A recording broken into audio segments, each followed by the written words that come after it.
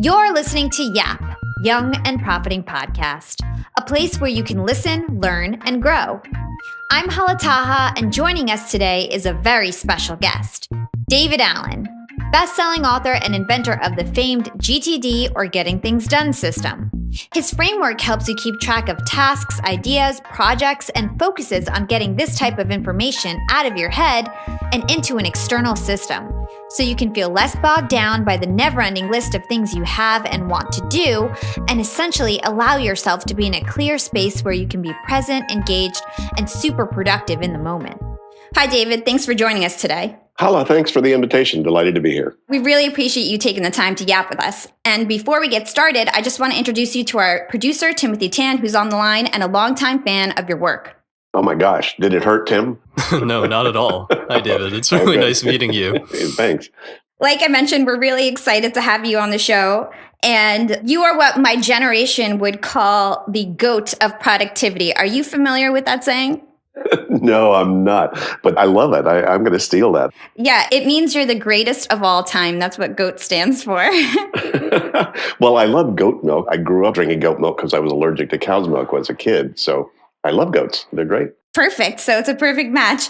So for our listeners who might be new to you and your system, how would you describe yourself and the expertise in the area of productivity and your contributions to time management and things like that? I'm the laziest guy you ever met.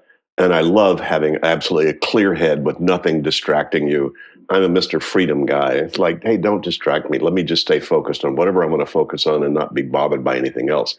So over these last 36 years, being 72 right now, I spent a whole lot of the last half of my life trying to figure out, how do I stay clear and still have a nice, profitable, fun, highly engaged professional life and personal life as well, and not have that distract me and still be able to make that a sustainable thing to do. So I just figured out the best practices about how to do that.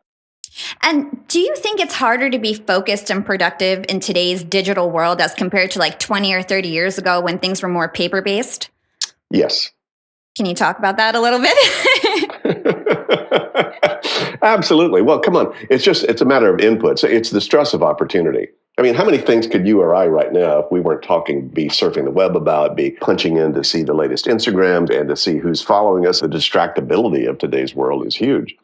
And it all comes down to kind of the good news about that is it forces everybody to really decide, wait a minute, what really matters to you?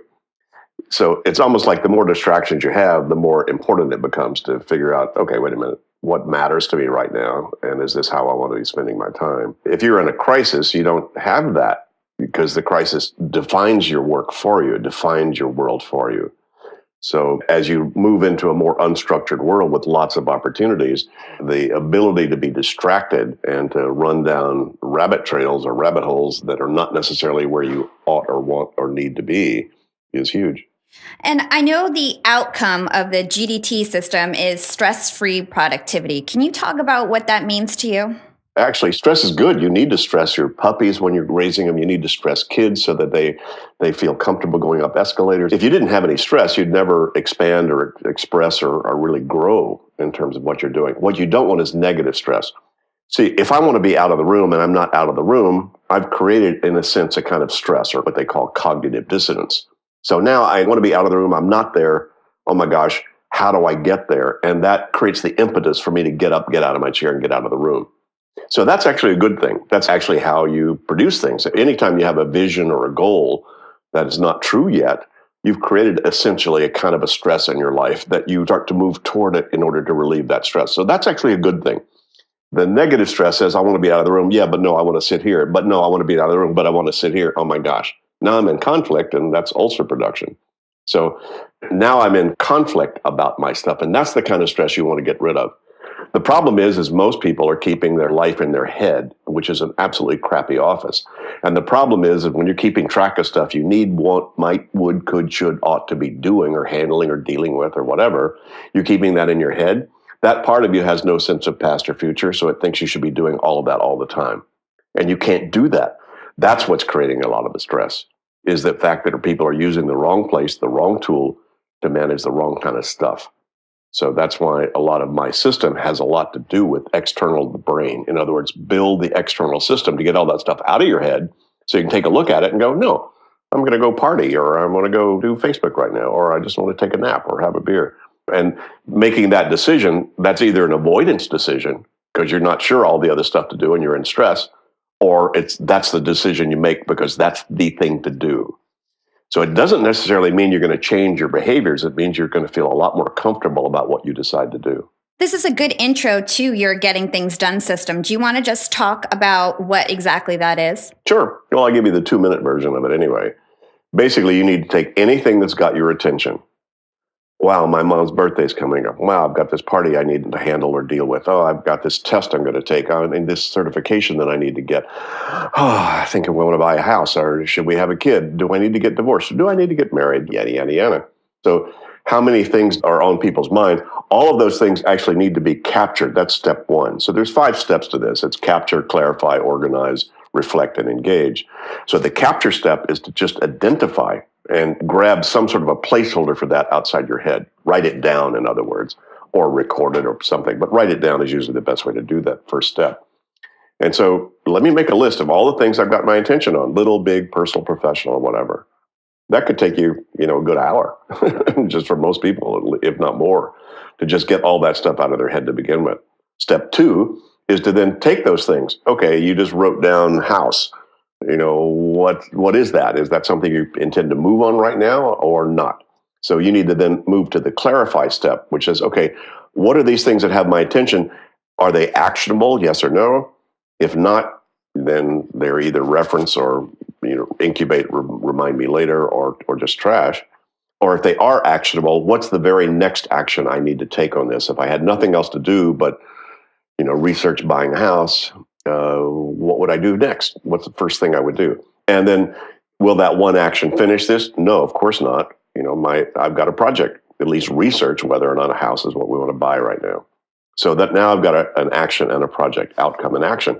And so the step 2 is really a very important step. And that just requires thinking. You have to take the stuff that has your attention and then get more discreet about what exactly does that mean to you? Is it actionable, yes or no? And if it is, what's the next action? And if one action won't finish it, what's your project? And once you've then clarified that, now you have the content to move to stage 3 to organize. Here's the phone calls I need to make. Here's the errands I need to run. Here are the things I need to talk to my life partner about right now. Here's the stuff I need to buy at the hardware store. So essentially then your organization just becomes, how do I then keep track of these things I can't finish the moment I think of them, but I still need to do them. And so I need to keep an inventory of those possible things and options of ways to spend my attention and my actions out there in life. And hopefully a trusted system. If you trust your calendar, for instance, you're not worried about where you need to be 2 weeks from Wednesday. You just need to trust that you have the right data on there and then you'll look at your calendar at the right time. This is just the expanded way to take that principle and say, okay, apply that to your whole life so that you don't have to be bothered about any of this. It's just, you don't only need to think about your errands when you're going out for them and then see the 6 things you've already come up with that you need to go pick up. So that's the organization step, is having a trusted system that keeps track of these agreements and commitments and feeds them back to you as you might want them. Step 4 would then be to reflect on the content. If you're going out for errands, look at your list. Going to the store, look at your list. If you're going to have a business of life conversation with your life partner, look at your list. So you need to then engage with that. And then at these higher horizons of things, all the projects you have, and I would suggest most millennials probably have somewhere between 30 and 50 projects. Taking a broad definition, get tires on my car, handle the next holiday, manage this big party I want to give, whatever they are. If you actually add all that up, that's a great list to have, but you need to reflect on that on some regular basis. So building in some sort of a review, more an executive time with yourself, reflection and review of all your content, and catch up. Everybody listening to this right now at some point has had a bunch of stuff show up in the last few days that they haven't had time to identify that they've got to do something about it, but they know they do. And so stopping and reflecting on your life and what are all the things that have shown up in my life, that's stage 4. And then take a look at the inventory. Stage 5 is then engage. Okay, given all of that, if I look at all my lists, my projects, my errands, my stuff to talk to people about, what do I want to do right now? And then that essentially you're making a trusted choice. Assuming you've done steps 1 through 4, then you're making trusted choices about what to do. If you haven't done steps 1 through 4, you're making a hope choice. I hope this is what I want to do. and you tend to be driven by latest and loudest. So there's a 2-minute or 3-minute version of what the getting things done methodology is. Yeah, that was fantastic. It seems so intuitive to do this, and it's just so nice to have it laid out. I'm actually really excited to get started with the GTD system. Well, it's interesting. It's how you get control of anything. If you walk into your kitchen, have you ever had your cooking area out of control, and you walk in, but you've got guests coming in an hour, the first thing you do is you notice what's off. That's the capture section. Okay, wait a minute. What's got my attention about my kitchen or kitchen area right now? And then step 2 is, what is that? Oh, that's a dirty dish. Oh, that's a clean dish. Oh, that's a spice. Oh, that's good food. Oh, that's bad food. So you make a clarification step about what these things are that are not where they need to be, the way they need to be. And then step 3, what do? You put spices back where they go. You put your dirty dishes in the dishwasher. You put the good food back in the fridge. You organize based upon that clarification process. And then what do? You step back, you look at the whole kitchen area, you think about what you're going to cook, you look at the time, and then you open the fridge, step 5, and engage. You pull out butter and melt it. So I didn't make this up. I just identified those stages that we do. But most people haven't really either understood what those discrete activities were or applied that to the more complex, sophisticated aspects of our lives that we're all living in now. Speaking of that, I know that many people organize their professional tasks. They're used to writing project plans and to-do lists when it comes to work. But why is it important to both merge our personal and professional actions? Well, because your head doesn't make a distinction. You can be as bothered by stuff at home while you're at work as you can be bothered by stuff at work while you're at home. But there's no fence inside your head. A lot of people try to silo themselves. When I leave work, I truly leave work and I don't think about it. Oh, come on, give me a break. Get real. Grow up. You wake up at 3 o'clock in the morning and go, oh, God, I forgot to, or I need to, or whatever. You're still thinking about stuff in that game. So the whole idea here is, look, just be present about whatever you're doing. So what you don't want to do is be distracted by anything other than what you're doing. So the big key here is getting things done is not so much about getting things done. It's really about being appropriately engaged with all the levels of commitment in your life so you're fully present with whatever you're doing, whether that's writing a business plan or cooking spaghetti or watching your kid play soccer or whatever the heck you're doing. You just want to be there for them and not be distracted and have your psyche being pulled in 64 different directions. So that's what this is about. And so you can't really distinguish between personal and professional. I haven't for 40 years. It's all just what's next.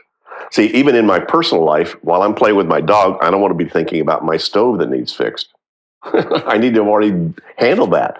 So I can play with my dog and be there as opposed to having my brain go somewhere else, even if it's personal about something else personal. I just want to be present with whatever I'm doing. So I need to be accountable to myself to have captured, clarified, and organized anything, no matter where it shows up, about anything I have any commitment to do or handle or deal with or decide about.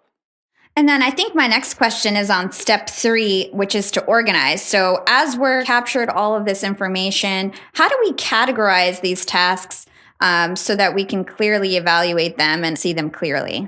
Well, you could keep one list of all the things you need to do. Here's what I need to talk to my partner about. Here's what I need to buy at the hardware store. Here's what I need to draft on my computer. You could keep all that on one list. It's just most people probably have more than 100 of those. And so that'd be a little daunting and overwhelming if you saw all 100 on one list.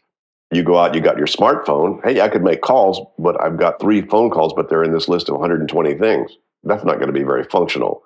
So we found it, once you actually identify all the actions you need to take about all of your commitments, that keeping reminders of them based upon the context for that. Like when I'm not at home, I don't need to see my stuff I told myself I have to be at home to do. So I have an at-home list. So there's no need to even see that unless I'm at home because I can't do them until I'm there. I have a list of things to do for errands. I don't need to see that unless I feel like I have time and want to go out for errands, and then it's nice to pull that list up. So I don't need to see that when I review all the other stuff. So organizing your action reminders by the context, and oftentimes that's what's the tool or the location required. So people often organize then their actions by, here's the stuff I need to do when I'm at the office. Here's the stuff I need to do when I'm at home. Here's the stuff I need to do when I'm out and about for errands. Here's the stuff I need to do when I'm at my computer. And then it's a very good idea if you're engaged, with other people, which most people are, certainly professionally. My assistant, my boss, my partner at work, my life partner. It's good to keep track of stuff when you come up with what's the next step. Many times the next step is something you need to talk to one of those people about. So you just keep a list of agendas. Here's all the stuff that I'm keeping track of I need to talk to my partner about next time I see him or her. And so organizing these by the context that you need to be in order to do that action makes this a lot simpler and a lot more functional. And as we have a list or, however we choose to organize our tasks based on what they are, how do we decide what action we should take next? Well, why are you on the planet? What's your life purpose? What are you trying to accomplish? What's your vision of wild success 5 years from now? Where do you want to be? What are the things you need to accomplish over the next year or two in order to be able to make your vision show up? What are all the other things you need to maintain so that you can get there, like your finances and your health and your relationships and your spiritual life? What are all the projects you have about any of that in order to move those things forward? And by the way, what are all the action steps that you need to take about all those open loops that might be moving in that? So those are the 6 horizons you've got commitments. So if you ask me, what's your priority? I say, well, which one of those horizons do you think you need to review? Which thing to do after you get off the phone with me right now is going to be the most important thing to do that'll relieve the most pressure, that'll move you more forward toward the things that are meaningful to you. So you can't get away from the complexities of who we are, why we're here, what we need to do. I couldn't get it any simpler than that. You could say, what are your priorities in life? Well, when I get sleepy and I need to take a nap, that's my priority. I don't want to make that some ABC or whatever. That's just the thing to do right now, given all the other stuff I need to do. So there's a whole lot of sophistication that actually goes into how comfortable do you feel about the choices you make. But it all has to do with which thing that are options you could do right now are going to give you the highest payoff. And you're the one who's going to have to interpret that. Yeah. So you just mentioned open loops, and I think this is a really interesting concept. It would be great if you could explain that concept to our listeners and why it's important to get these things out of our mind and into an external system. Well, as soon as you make a commitment you can't finish in the moment, you've opened a loop. You've created a spin internally inside of you. And that could be as simple as I need cat food to I need a life and anything in between. So as soon as you make some sort of commitment that something needs to happen or change or be different than it is, you've now opened something that's starting to spin.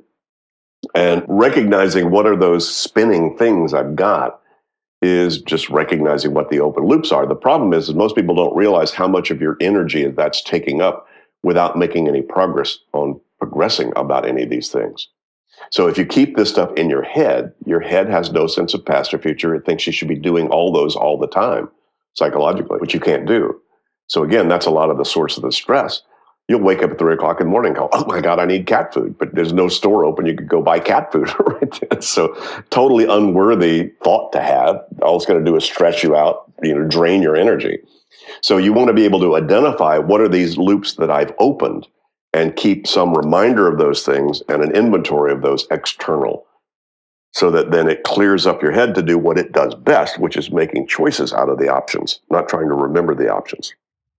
That was a great explanation. So, Tim, I know that you have a deeper dive question on step number 4 to reflect or review. Do you want to talk to that a little?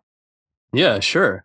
So when I'm doing the weekly reviews, sometimes it can take a little bit over 3 hours to complete. And that might be not so practical for most people. Do you have any advice for people to get the most bang for their buck in the weekly review? Well, Tim, do you like sports at all? Do you like to follow sports teams at all? Yeah. Like soccer, baseball, football, what? Yeah, basketball. Yeah. How much time during the week do you think those guys spend getting ready for the game? A lot of time. 3 hours? I don't think so. Try 80% of their work life is getting ready for their work, right? And you're complaining about spending 3 hours a week to get ready for your work? Give me a break. If you just spent 7 hours of your 8-hour day getting ready for the last hour, that last hour is going to be hot. Really cool, right? Yeah, I totally understand that it's a concept of working smarter as opposed to working harder. Yeah, but how to work smarter. That's why the weekly review is so powerful, is because it actually gives you a very functional way to do that. As you're sitting down and reviewing all of your stuff, thinking about backwards and forwards in terms of your time frame and your chronologies and your due dates coming toward you and all the commitments you've got at multiple levels in your life, there's no way on God's green earth you can do that in your head. And however long that takes you, once it's out of your head, to review it again, to feel comfortable about how you're going to spend the rest of the next week, is however long it takes. I can do mine sometimes in 15 minutes, a short version of it. And sometimes I'm like you, it's going to take 3 hours or 4 hours, but that's a very rich 4 hours that I'm taking to make myself feel comfortable. A lot of it depends on how crazy the week was that I just finished, and how much time do I need to regroup, recalibrate, and refocus. You just need to do as much as you need to do. Yeah, that makes sense. And it really depends on the case. Sure. And most people feel best about their work a week before they go on a big holiday. And it's actually not about the holiday. They think it is. What it really is what you're doing a week before you go on a holiday is you're clarifying, cleaning up, renegotiating, organizing, getting everything set up so that you can just be on the beach or on the golf course or skiing down the slope or whatever the heck you're doing without anything on your mind. But you had to do what you needed to do to make sure you were free to do that. I just suggest people do it weekly, not yearly.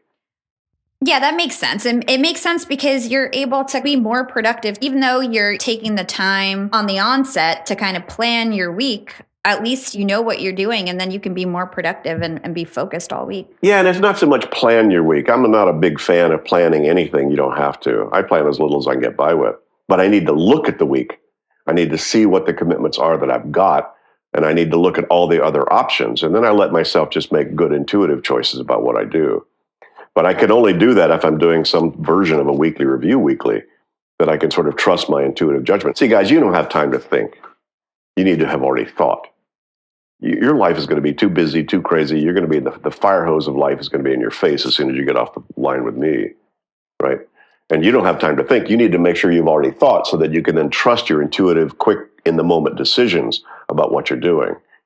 But most people are doing that just based upon latest and loudest, as opposed to, wait a minute, I just took a look on what's really coming up and what's really kind of critical and important.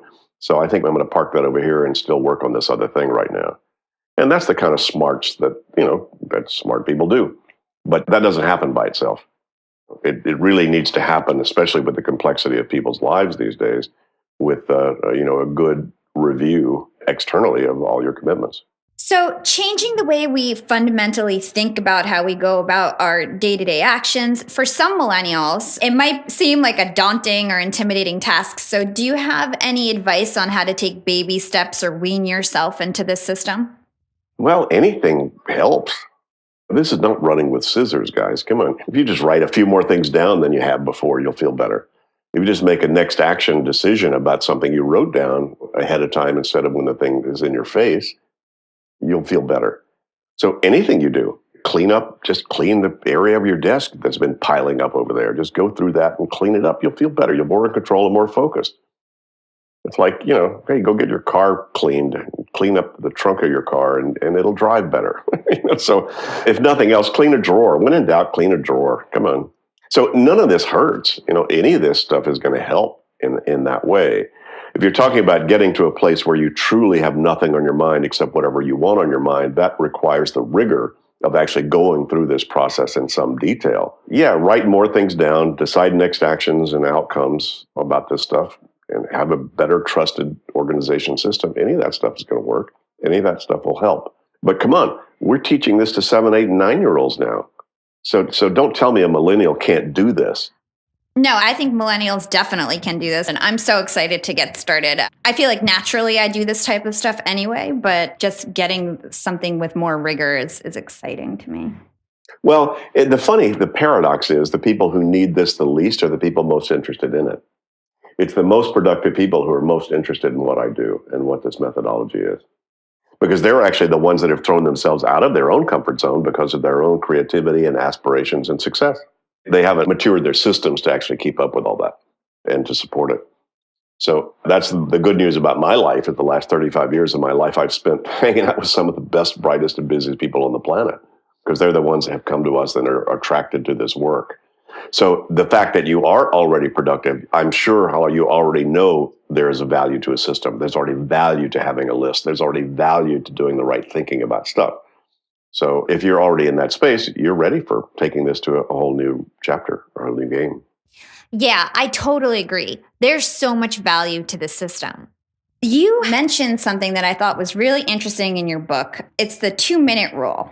So when processing information, you recommend to do any action that takes 2 minutes or less on the spot. And like I mentioned, everything that you say in your book is pretty much intuitive. Like I think a lot of us do 2-minute tasks on the spot, but often we do 5-minute or 10-minute tasks on the spot too, which I think you could run into some trouble doing that. So can you explain that 2-minute rule? Well, most people actually avoid doing 2-minute things that would only take 2 minutes because they think it's going to take a lot longer than that. The 2-minute rule, believe me, I've had hundreds of executives that I've coached one-on-one just tell me just the 2-minute rule was worth its weight in gold. Just that, if they hadn't had that habit already. Simply because oftentimes the more senior you get and the more sophisticated your life gets, oftentimes you're just going to avoid making the next action decision. Well, what's the next step on this? And you can't do the 2-minute rule unless you actually make a next action decision. So the next action decision is the most important thing to begin with. But once you decide that, hey, the next step I need to do is to email my assistant about X, Y, Z, or the next step on this thing is I need to email or text my partner and get their input on this. So the next step I need to do is just check the website to see if they've got a phone number I could use or whatever. That's the kind of thing that you want to be able to do right then, because it would take you longer to stack it, track it, remind yourself of it later on than it would be actually finish it right then. And that's usually surprising to a lot of people how many 2-minute things there are. Actually, wherever you live will improve if you apply the 2-minute rule. Just walk through your apartment or house or wherever you live right now and just notice things that are off. Is that light bulb out? How long would that take you to go get a light bulb and stick it in there? Oh my God, come on. That screw is loose on. How long would it take you to go get a screwdriver and fix that? And so you'd be amazed how many things just right around you that will improve if you apply that principle. And it's simply the efficiency principle. First of all, don't keep track of it in your head, because you'll keep being reminded I should change that light bulb 65 times today. But once you decide that's all I need to do, and it would take less than 2 minutes, you don't want to have to write it down because it would take you more time to write it down and look at it again than to finish it right then. So it's just a purely practical, intuitive thing to do. I was wondering, as someone who receives a lot of sporadic work that takes under 2 minutes, I find that the 2-minute rule can sometimes result in more work instead of less work over time, in the sense that important work can sometimes get interrupted. Do you have any suggestions for people with the majority of their tasks taking under 2 minutes to complete? Well, the 2-minute rule really only applies when you're processing new inputs. Well, first of all, you should not have any backlog of 2-minute stuff. They should all be done. And if things are coming at you, and if you need to handle them and it takes less than 2 minutes to do, if that's part of your job and your commitments and your responsibilities, yes, do it. Absolutely. What are you going to do? Write it down? Look at it later? When are you going to do it? If somebody comes in that something would take less than 2 minutes to do, first of all, I may not even let into my office. Or if say, hey, could you just send me an email about that? Thank you. And I go back to whatever I'm doing and then let them give me some input that I can deal with later on. The problem is a lot of people get inputs, ad hoc inputs, as you're talking about. And because you don't trust your system to keep track of it, they let themselves run down that rabbit hole and then bitch about it because something interrupted their work, as opposed to writing a note, throwing it in their own in basket. I'll get to that later when I've got better time to do it, because right now I'm engaged in something. So there are no interruptions. There's only mismanaged inputs. So if the ad hoc stuff, is that your job? Yes or no? If yes, that's what you deal with. There's an organization out there that never has fires and crises or interruptions. It's called the fire department, because they just organize for that. If they're not dealing with a fire, they're getting ready for the next one. They don't complain about those, even though 95% are false alarms. Talk about a reason to complain. But, come on. That's just the nature of their game. So if you haven't acknowledged the nature of your work that requires you to then engage with the ad hoc stuff, and if those things can be dealt with, first of all, if you're even getting the ad hoc stuff, they're walking into your office, why? Yeah, I don't mean to say that I'm complaining about that. The main thing is that I get a lot of emails throughout the day, a couple hundred, and I'm managing a lot of relationships with clients and things of that nature. So it can be very ad hoc at times. And that is the nature of the position. And that's something I've come to terms with. Yeah, but if there's stuff that requires an hour or two of your discretionary time that's uninterrupted, you don't have to get involved in that. Assuming you're zeroing out all that stuff by the end of the day, why should you? See, most people live in sort of the ad hoc, latest and loudest environment out there. That's why everybody's always checking their smartphones. They're always checking their email. Sometimes I do, just because nothing else is going on. Let me look and see what's going on. But if I want to write an article that's going to take me 4 hours, that's what I do. Because the rest of the stuff will wait. If it's an emergency, some lights will flash or somebody will reach me in some way. But I don't need to let myself be distracted by that. So what you're talking about is not an issue, unless it is. Yeah, it's almost like the 2-minute rule should apply when you allow it to apply. For example, I work a full-time job and I'm in corporate, moving up the corporate ladder. And when I'm in a meeting with executives, they give me a task. I can't do it right then and there, but you've got to organize, and when you have time to do it, you do it. But if I'm sitting on my computer not needing to do something for an hour straight, then if a 2-minute task comes my way, then I'll just knock it out. If you're ever going to do it at all, right? If you're not, delete it. If you are, do it then. So, like you said, the 2-minute rule is worth its weight in gold. Do you have any other simple tips or tricks that you can share? Just get more stuff out of your head. Write stuff down, folks. Keep a pad and pen with you wherever you go. Because the older you get, the more mature and sophisticated you get. It's not senility, it is sophistication. That the more mature you get, the more good ideas will not happen where you're going to implement that idea. You'll be buying bread at the store thinking of something to bring up at the marketing meeting. And you'll be in the marketing meeting remembering you need bread. Right? So if you don't have some sort of a tool to capture that thought as it occurs to you while you're buying bread or while you're in the meeting, you're going to have that thought more than once. Huge waste of time and a suck in your energy. Stop.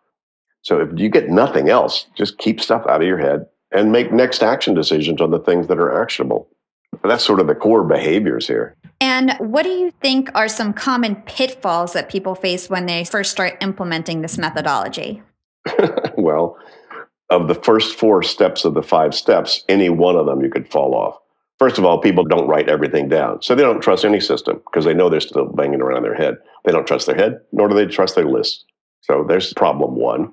Problem 2, even if they write it down, they're sitting there staring at mom or bank on a list and haven't decided what the next action is.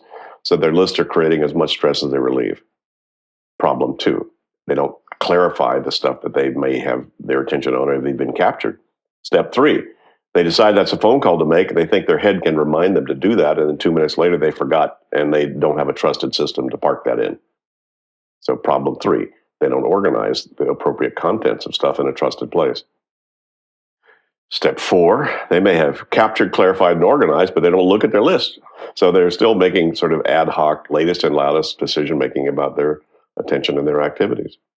So any one of those 4 could be where you fall off this wagon. And I know you just launched a new book called Getting Things Done for Teens. Can you speak to what that's about? Yeah, for 35 years, I've had people come up to me and say, oh my God, I wish I'd have learned this when I was 12. Or, oh my God, I've got a 12-year-old. I wish he or she could learn this right now because they're getting overwhelmed and swamped. So I don't have kids, and I also don't know how to really address that market. So I've avoided this for years. I knew there was a huge demand for it, especially as Getting Things Done in the book sort of took off out there in the world. But then I ran across 2 guys. One was my CEO for several years and a public school teacher in Minneapolis. They both had kids and were working a lot with kids, and they were doing this work. And so we co-authored the book. And so they did the heavy lifting, really, of writing this. And we've already had early returns from parents or teachers that have read this. Like, oh my God, I need to learn this myself, because they didn't step down the methodology at all. It's just, how do you apply it? For instance, the capture function. A CEO needs to make sure when they come back from the board meeting, they empty their briefcase of all the notes they took and the business cards they collected and whatever, and then deal with them and process them. A 12-year-old needs to empty his or her pack at the end of the day or the end of the week. What are all the notes that your teacher needs your parents to sign that you've stuck in some little pocket over there along with the gum? So same principle, just different situation to apply it, but it's the same thing going on. So the book was kind of a reframe of the Getting Things Done methodology for kids. Part of the context is, are you ready? Are you ready for graduation? Are you ready for the prom? Are you ready for the test? Are you ready for college? Are you ready? As opposed to last minute, oh my God, scrambled, yada, yada, yada. And see, as kids grow up, at a certain point, you couldn't feed yourself. You had to be fed. You couldn't clean yourself. You had to be cleaned. At a certain point, that's yours. You now deal with that, right? At a certain point, you had to have help with homework. At a certain point, it's yours. So over time, you graduated. As opposed to having the external world structure me, I now have to have my own structure for that. But kids have not been trained how to do that. And so, man, especially when they graduate from high school and step into the fire hose of reality, mom is no longer a trusted system. Oh my God. How are you going to manage laundry? How are you going to manage buying your food? How are you going to manage your finances? How are you going to manage that stuff? And there's not been much education about that. So that's why we wanted to get into this book. It's pretty deep, actually. It's quite sophisticated in terms of what's in that book. It's not an elementary version of it. It's a sophisticated version of getting things done for a younger set. Yeah, I wish I had that book. Imagine the habits that you would develop as a young person and bringing that into college and your professional career. That would be amazing. Oh, it's incredible. Now, given that I've been doing this work for decades, I've actually had parents who got onto the GTD process and then had kids. A good friend of mine, who was my CTO, my chief tech guy for many years, raised his 5 daughters that he homeschooled them. And they all grew up with this methodology, and they just wrote their own ticket. They won robotics competitions at age 12. They went to college, and then turns out they wound up being hired to manage their college website. They just say, oh, why would you ever keep anything in your head? And what are we trying to accomplish? And what's the next action? And they just built this in to their thought process. So that was always our hope. Look, if we really wanted to change the planet so there are no problems, there are only projects, let's get the kids first, because they can easily be trained. This is the way to think. Yeah, that's amazing. So all you listeners out there with younger brothers and sisters, make sure you tell them about Getting Things Done for Teens. Just read it for yourselves. Believe me, if you haven't read Getting Things Done, at least the new edition of it, and taken to it yourself, you're going to find even the Getting Things Done for Teens will work for you at age 30. Yeah, I think either one is good. Either one is a good start, right? Oh, wherever, yeah. And for those listeners interested in taking the next step with the GTD system, where would you recommend that they learn more? Well, it kind of depends on what you want to do. Obviously, the Getting Things Done book, which is really, it could be quite daunting because I just wrote the whole manual about all of this that I've learned in 30 years. Though it's an easy read, essentially, you can just pick it up and just scan through it and see what sort of rings your bell about it. But that's available, and that's certainly a way to at least see what this whole blueprint of this methodology really is and how to implement it if you're interested in it. Our website, gettingthingsdone.com, has lots of resources, free newsletter you can get into. We do a lot of podcasts. There's a GTD Connect, which is our subscription membership site that has a lot of deep dive into this with lots of folks around the world who are sharing best practices in this and kind of in our club. We've got partners around the world delivering public seminars around this. So if you're in the US or Canada, Vital Smarts, great company, has our exclusive rights to deliver our trainings. They're doing a lot of public trainings around getting things done. So if you go to our site and look at our global partners, wherever you are in the world, you'll see we're in 60 countries now, at least officially, where we've got licensees and franchisees that we've certified them to do the trainings around this. So go to the site, surf around, see what might ring your bell. Yeah, and you're also on Twitter at GTD Guy, right? Right. 1.3 million followers. So make sure you go follow him on Twitter as well. David, it was so nice to have you on the show. We really appreciate you taking the time to speak with us. My pleasure. Thanks for the invitation. Thanks for listening to Young and Profiting Podcast. Follow Yap on Instagram at Young and Profiting and Twitter at Yap_podcast. And check us out at youngandprofiting.com. Kudos to our amazing team, Timothy Tan, Daniel McFadder, Bobby Hughes, John Sparks, and AK. Subscribe to Yap on your favorite platform to always keep up with us. Until next time, this is Hala.